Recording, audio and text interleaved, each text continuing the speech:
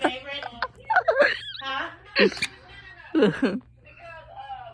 I guess the atmosphere in the store. Yeah. He said we really were. He said because the other stores, I don't know. I guess they're a little stricter. Yeah.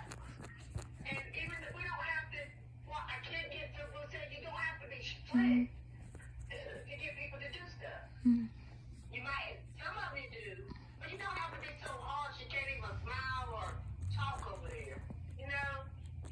Yeah.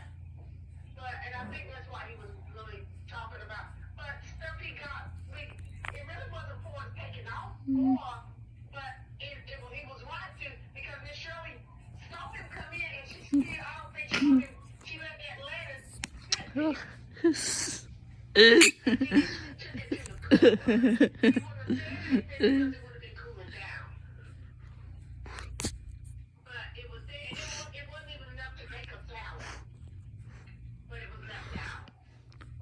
So, but like